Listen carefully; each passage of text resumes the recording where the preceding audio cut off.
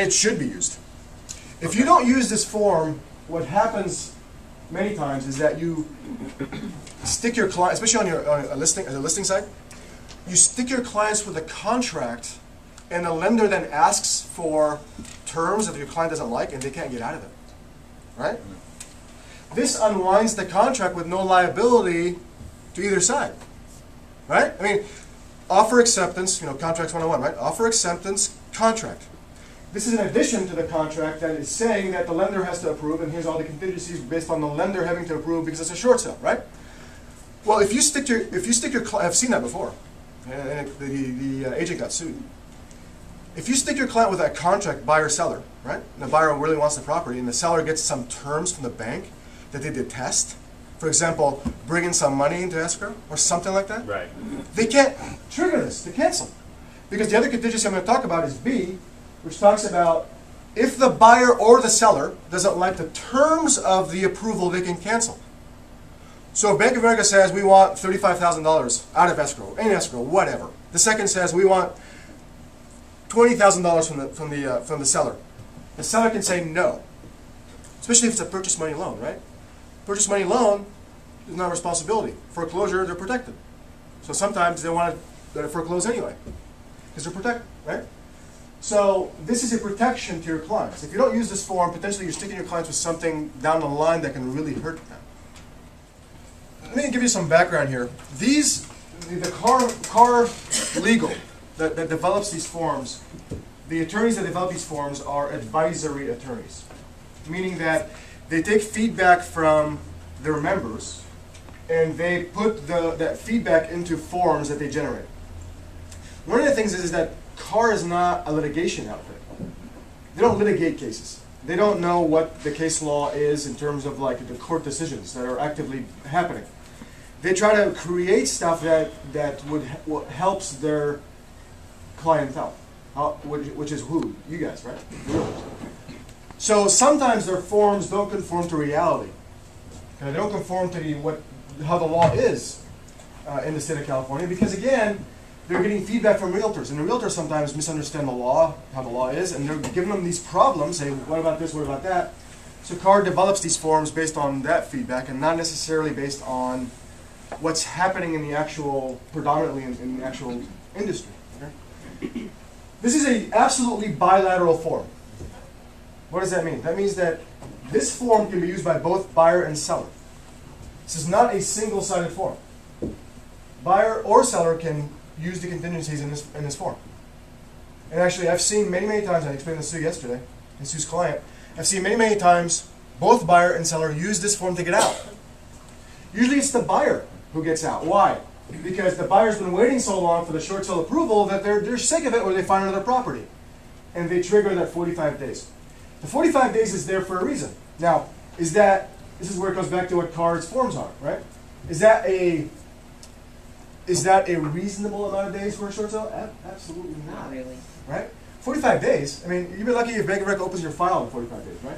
And looks at it. So, what they're saying is that if a approval has not been received in 45 days, and then they have a box, to their credit, they have a box and a line, within 45 days, either buyer or seller can cancel. That's the first contingency I want you to be aware of, because that's the one that's most often used. Both buyer or seller, or both at the same time, can cancel if the approval from the lender on a short sale is not received. Okay, both. There's no reason why. Okay, it's not. There's no like. There's no. There doesn't have to be like a statement of why we're canceling if an approval is not received within 45. So the first one is the 45 days. That's the first contingency that a lot of people use. The other one is the approval contingency. Now I've seen the approval contingency also be used for getting out of the transaction many times. And that's typically exercised by sellers or buyers who kind of chime in on like some verbiage in the approval that they say, oh, I don't like this word, so I'm going to cancel. Now, this is not atypical for your business. This happens all the time, right? You know, there's an inspection contingency, right?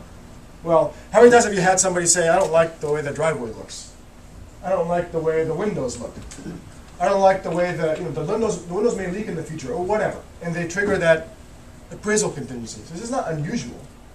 So if the deal is going to go bad, it's going to go bad, and there's no saving it once they trigger these terms, because the approval letters have a lot of verbiage in them, a lot of legalese, right? If the seller wants to cancel or the buyer wants to cancel because they want to cancel anyway, they're using an excuse, they're going to cancel.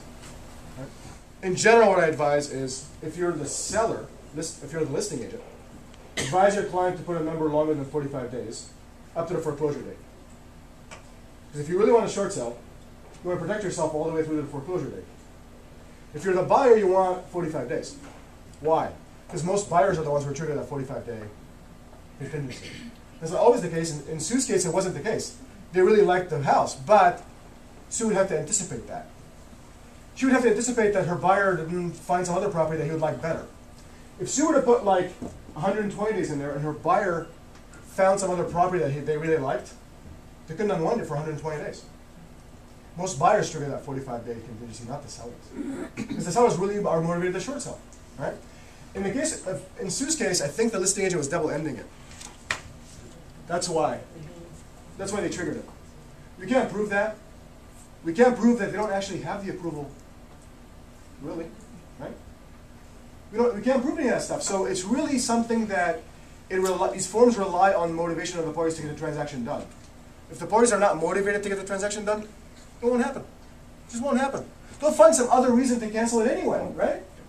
Now, here's another instance where the car form doesn't conform to reality.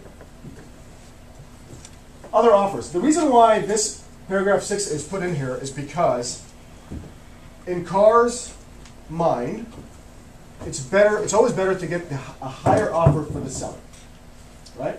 Always better. But this is a short sale. This is not a regular sale, okay? It's not like they're doing a standard sale where the seller's going to pocket some money. In a short sale, the seller pockets nothing. It's actually only approval. The seller cannot pocket anything, right? So let's take a look at what other reasons there would be to have another offer. Increase the listing agent's commission, certainly. Okay? But here's the thing. For the client, it doesn't make much difference. Why? Because the short sale is protected by law at this point from the seller being gone after. Okay? So only a very small instances where potentially there's a tax liability, and it's very, very minor, there's a tax liability would it affect anything. Because, for example, let's say they owe $300,000 on the house. The first offer is $240,000, so the deficiency is $60,000. Second offer is $250,000, so the deficiency is $50,000, right? So the second offer is $50,000 deficiency. The first offer is $60,000 deficiency, right? So what we're talking about here. Most of the time, that makes no difference to the seller. Why? Because the short sale transaction itself now, under California law, protects them from deficiency. So they don't care how much the deficiency is. They may care on the tax side because the larger the deficiency, the more potentially the cancellation of debt income, meaning more of a taxable event occurred. But I would say in 90% of the time, that doesn't matter either. Because if somebody's short selling, most of the time they're insolvent and they're going to be able to wipe away the taxes anyway. The other huge exception to taxes is non-recourse loans. They all told me I'm going to be responsible for my taxes because I'm not insolvent. We make $500,000 a year. I'm not insolvent.